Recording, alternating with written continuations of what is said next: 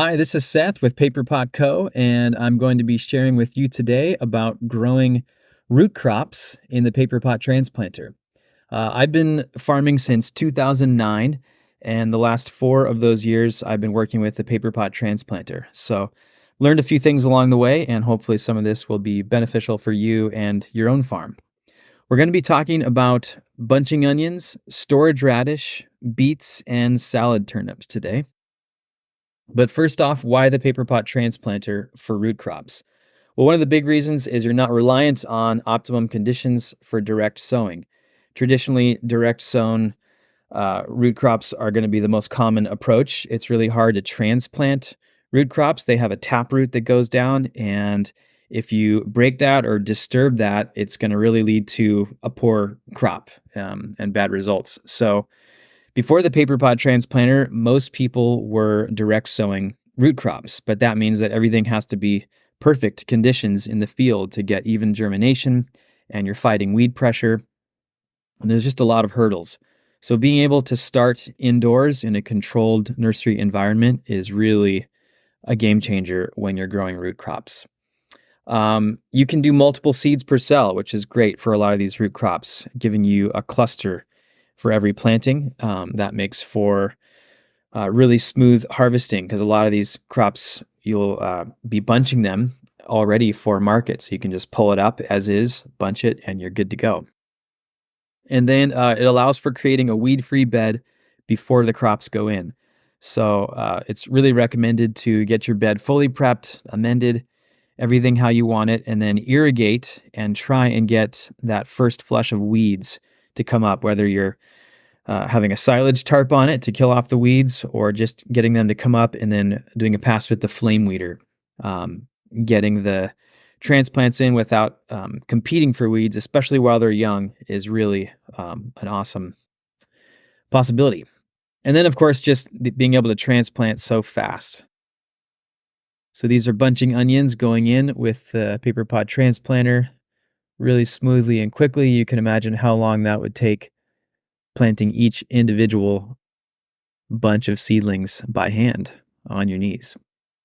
So speaking of bunching onions, these are recommended in 6-inch paper chain pots. And the quick click drop seeder top plate for this one is going to be 3 millimeters thick with 5 millimeter diameter holes. Target is 5 to 7 seeds per cell to create those bunches for each planting, and 4 rows per bed for your 100-foot by 30-inch, standard size market garden bed. And that'll take 3 trays of 6-inch paper chain pots, which will only cost you $10.36 in materials. Not too bad. 28 days in the nursery is recommended, and then after transplanting, 42 more days until ready for harvest. 10 to 12 onions per bunch is recommended. So that would be 2 paper pot cells worth. Just pull up 2, bunch them together, and wash and ready for market. So 380 bunches for a 100-foot bed is what you can plan for. And if you're selling these at $2 a bunch, that is $760 of revenue per bed. All right, so here's some highlights, some tips and tricks on growing bunching onions. You want to keep them trimmed to 4 inches tall in the nursery. This channels more energy to healthy root systems and not so much the vegetative growth, they call it, and will just make for a much stronger and healthier seedling as you get those planted out. You can do this with scissors, or a lot of people will use electric grass cutting shears. Those handheld ones work really nicely.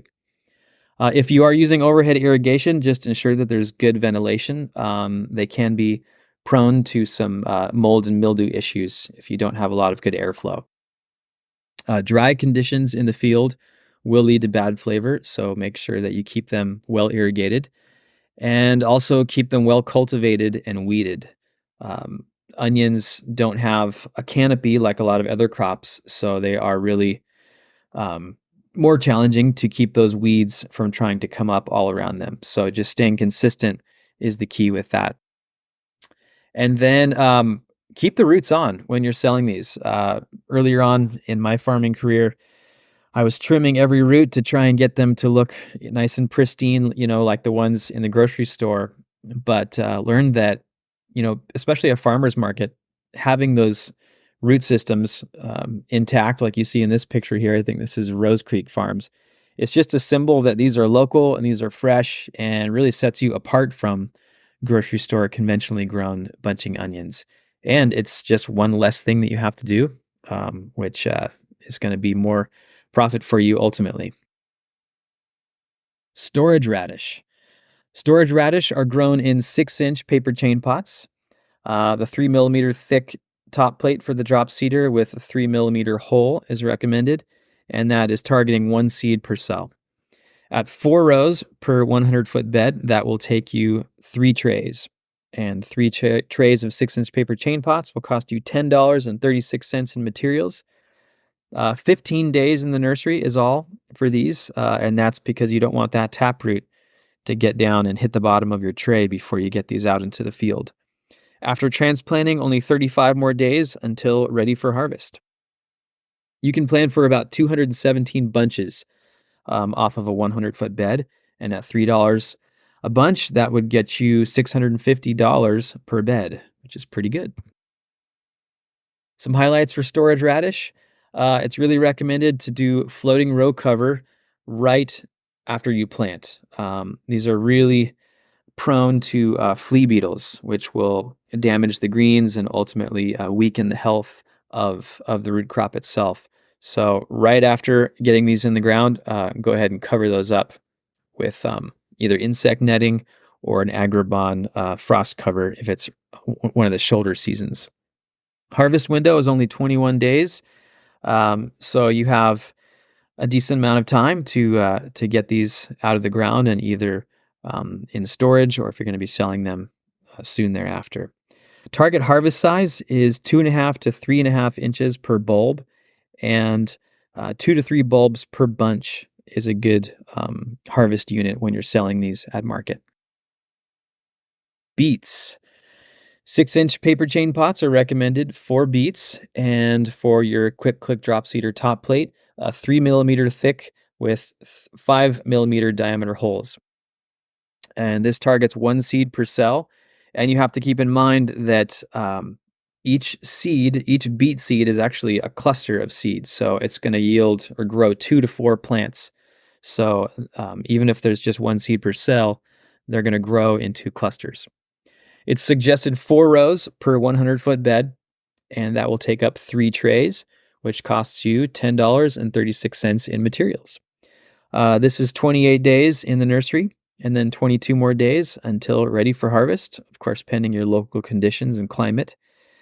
For a 100-foot bed, you can plan for 217 bunches about, and that should yield you $650 for 1 planting of beets. Beets need adequate calcium and boron in the soil. So if you recognize that you're getting these black spots internally on the beets, you likely have a boron or a calcium deficiency. So that's something to keep in mind with beets. Also, a lack of water can cause beets to bolt and get cracked and kind of woody. So make sure to keep them well irrigated. And frequent shallow waterings are recommended for beets. Harvest window is 20 days, so you have a little bit of time to get these out of the ground and to where they're going. And recommended 3 to 4 beets per bunch. And if you can, grade them or group them in similar sizes when you are bunching these. Those will show better at market that way. Hakurei salad turnips. These are one of my favorite crops to grow. These are recommended in the 4-inch paper chain pot. And for your top plate, you're going to want the 3 millimeter thick with the 3 millimeter diameter holes. And that will accommodate clusters of 3 to 4 seeds per cell. Suggested 5 rows for a 100-foot bed, and that will use up 6 trays. And 6 trays of 4-inch paper chain pots will cost you about $20 in materials. 21 days is recommended in the nursery for these, and then 28 more days until ready for harvest.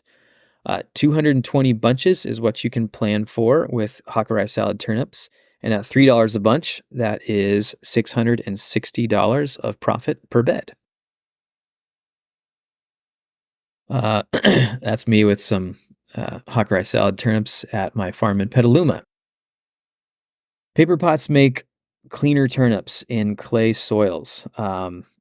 We have talked to farmers who have really heavy clay soils, and when you're direct sowing Hakurei salad turnips, it can be really hard to get that red stain off of the turnips. So when you grow them in paper chain pots, they just sit above the soil a little more, and that has been reported to help a lot with a really nice, clean white turnip for market.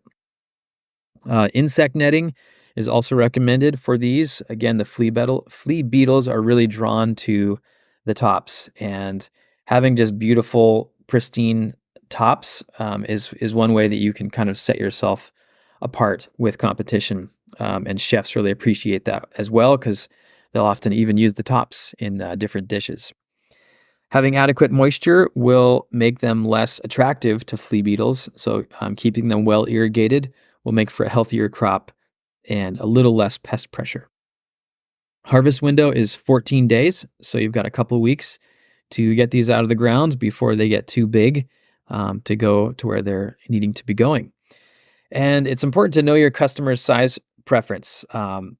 Typically, these are grown about golf ball size, but sometimes chefs will want them a little smaller or even a little bigger. But if you let them go, they can get really big. So it's important to know the demand in your market and harvest them at the right time. And when they are around golf ball size, 8 to 12 turnips makes for a really nice bunch. All right, that's our presentation on root crops. We talked about bunching onions, storage radish, beets, salad turnips. Hopefully, there were some good takeaways there for you to help your own farm be more profitable and more efficient. Thanks.